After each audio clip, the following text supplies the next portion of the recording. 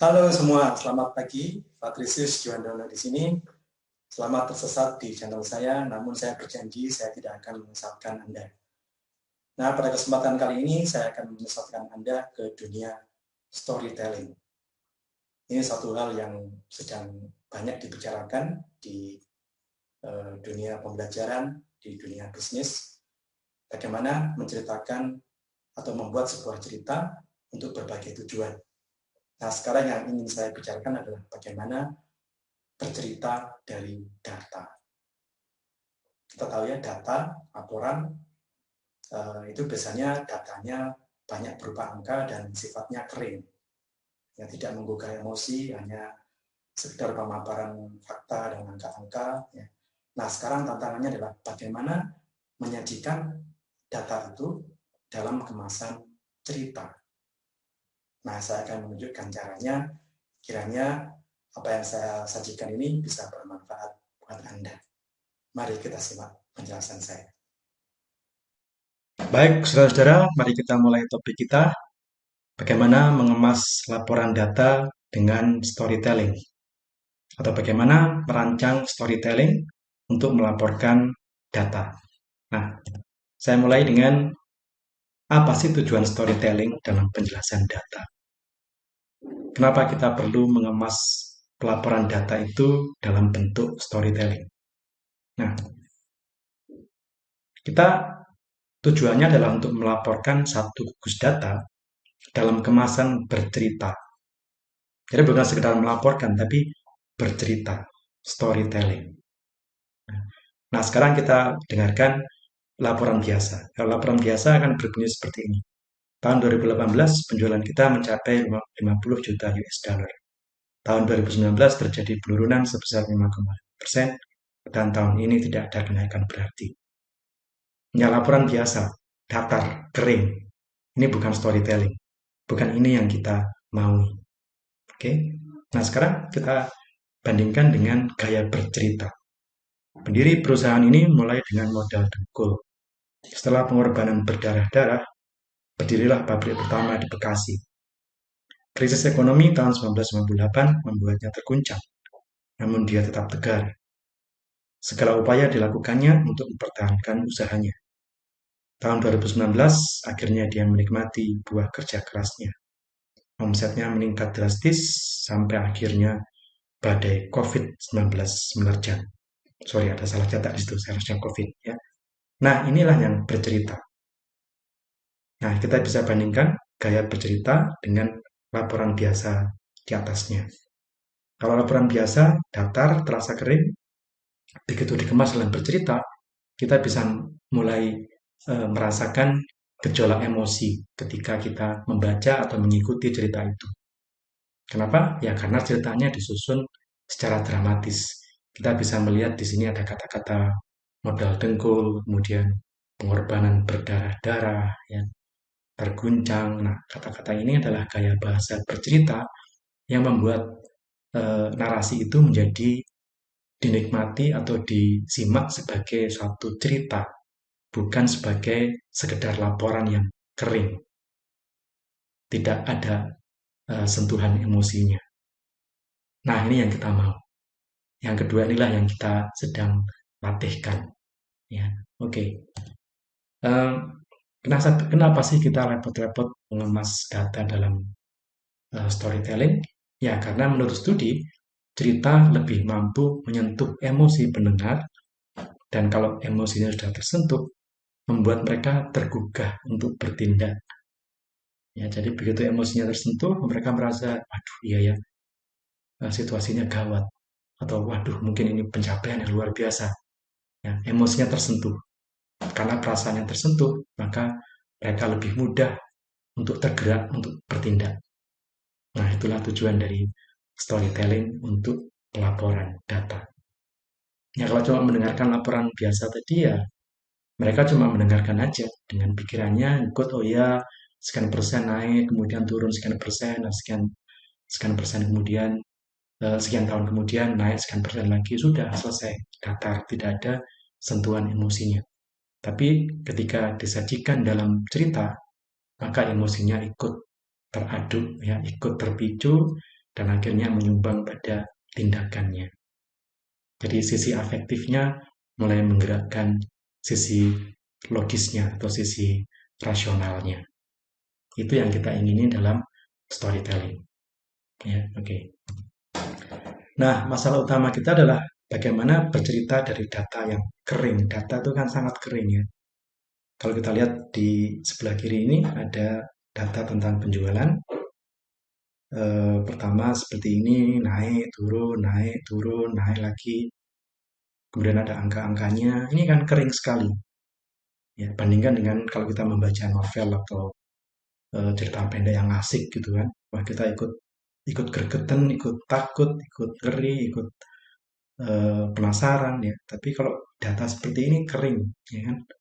Nah, kemudian bagaimana data yang kering ini harus disajikan dalam kemasan cerita?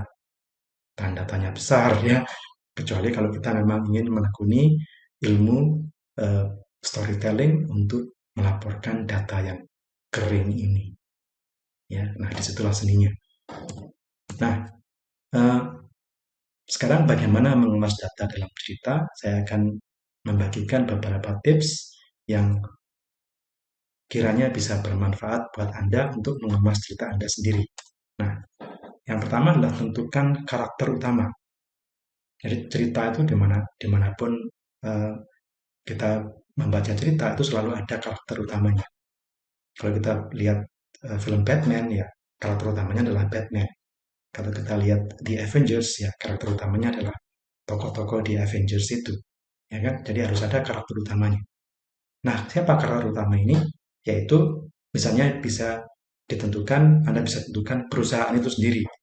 Jadi dia dianggap sebagai satu makhluk hidup yang lahir, kemudian tumbuh dan berjuang, yang menghadapi segala rintangan, mengalahkan persaingan dan sebagainya. Jadi perusahaan itu sendiri bisa kita jadikan sebagai karakter utama dalam cerita kita. Ya. Atau mungkin pemilik perusahaan. Bagaimana dia mendirikan perusahaan itu, bagaimana dia mendapatkan gagasan, bagaimana dia mengumpulkan modal, bagaimana dia jatuh bangun, itu juga bisa ditentukan sebagai karakter utamanya. Atau bisa juga dari sudut pandang karyawannya. Karyawannya dijadikan sebagai karakter utama. Atau mungkin stakeholdersnya, pemangku kepentingannya. Ya, jadi yang penting tentukanlah karakter utamanya. Contohnya seperti ini. Lembaga ini lahir dari gagasan seorang ibu rumah tangga yang kreatif pada tahun 1990. Pada awalnya, ia hanya berbentuk toko kecil di depan rumah sang ibu. Nah, ini sudah menciptakan karakter di dalam cerita itu. Ya, jadi di sini karakternya adalah lembaga itu sendiri. Ya. Oke, yang kedua, tentukan alur atau plotnya. Kalau kita baca cerita atau kita menikmati cerita atau film itu selalu ada alur atau plotnya. Nah, bagaimana kita menentukannya? Kita harus peka dan juga tahu informasi tentang konteks situasi kondisi sosial ekonomi pada saat apa yang kita ceritakan itu sedang terjadi. Jadi kita juga harus tahu situasi kondisi sosial ekonominya seperti apa, situasi psikososial masyarakatnya seperti apa. Itu akan membantu kita untuk menanamkan karakter itu dalam satu setting dan selanjutnya menentukan alur ceritanya. Anda harus mengupayakan untuk membawa pendengar mengikuti perjalanan sang karakter dari waktu ke waktu. Jadi seperti cerita sungguhan. Ya. Nah, contohnya bagaimana? Pada awal tahun 2000, demam K-pop melanda Indonesia. Lembaga ini dengan cerdik menangkap peluang itu dan melakukan diversifikasi ke toko online aksesoris K-pop. Omsetnya pun naik sekitar 35% pada tahun 2003. Nah, di sini demam K-pop itu merupakan kondisi psikososial masyarakat pada satu era tertentu, mungkin juga kondisi sosial ekonomi pada saat itu yang bisa kita ciptakan, bisa kita jadikan dasar untuk menentukan alur atau plot cerita itu. Ya, jadi jangan segan untuk membaca berita terkini, membaca current affairs kalau bahasa Inggrisnya, perkembangan sosial ekonomi, politik di dunia, itu akan sangat membantu kita untuk meletakkan si tokoh ini, si karakter ini ke dalam satu konteks tertentu, dan selanjutnya menentukan alur atau plotnya. Ya. Nah, satu cerita tanpa dramatisasi pasti bukan cerita. Ya.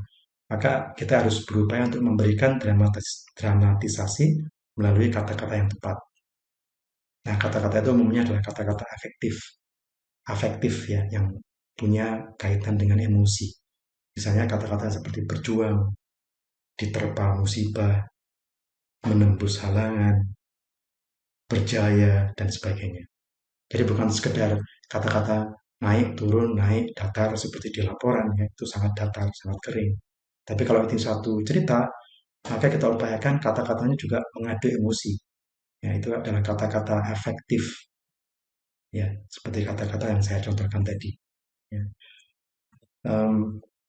Nah, pada akhir cerita itu Anda harus mengakhirinya dengan satu himbauan, satu ajakan atau pertanyaan yang menggugah pendengar untuk bertindak. Tadi kan misi kita adalah bagaimana membuat audiens itu tergerak emosinya, tergerak perasaannya, terketuk hatinya untuk bertindak, untuk melakukan sesuatu. Nah, itu bisa kita taruh sebagai uh, akhir atau pamungkas dari cerita itu. Ya. Misalnya seperti ini, 12 tahun sudah ia berjuang menembus segala rintangan, hanya untuk berakhir dengan omset yang makin tergerus. Akankah kita berpangku tangan membiarkannya hilang dari peredaran? Nah, ini membuat yang mendengar tergugah, mereka terketuk emosinya, mereka lebih memperhatikan nasib karyawan atau lembaga itu, dan harapannya mereka akan menindaklanjutinya dengan tindakan konkret. Ya, ini adalah bagian akhir dari sebuah cerita. Oke. Nah, saya akan kembali pada contoh saya tadi, bagaimana laporan atau gugus data yang sekilas kering ini bisa kita kemas dalam sebuah cerita. Nah, saya bacakan ceritanya. Awal tahun 2020 ia memulai dengan semangat menggebu-gebu. Hasilnya cukup baik. 45 unit terjual senilai 2.500 US dollar. Ia makin terpicu untuk berupaya lebih keras dan bulan berikutnya meraih lonjakan sales sampai 100 unit dengan total transaksi 5.000 US dollar. Sayang, COVID-19 menyerang dan membuatnya terpuruk hanya ke 25 unit penjualan saja.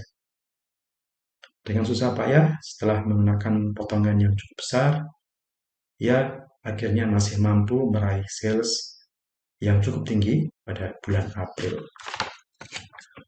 Nah, sedikit melemah pada bulan Mei sebagai akibat kompetisi yang makin ketat karena pesaingnya juga sama-sama memberikan potongan harga yang cukup besar. Namun, itulah awal di mana dia kemudian banting setir melakukan kerjasama dengan jejaringnya untuk mempromosikan produknya. Hasilnya, penjualannya melesat sampai 7.800 US dollar di bulan Juni saja. Nah, sungguh satu perjuangan yang gigih sepanjang tahun 2020. Tidakkah kita tergerak untuk menguncurkan dana pinjaman demi kinerja dan semangat luar biasa ini? Nah, seperti itu ceritanya kira-kira ya. Bisa Anda jadikan sebagai contoh untuk Anda sendiri merancang sebuah cerita untuk melaporkan data Anda. Ingat tipsnya, tentukan karakter, tentukan plot, dan akhiri dengan pesan yang menyentak. Oke? Nah, selamat bercerita dari data. Sampai jumpa lagi di episode saya mendatang.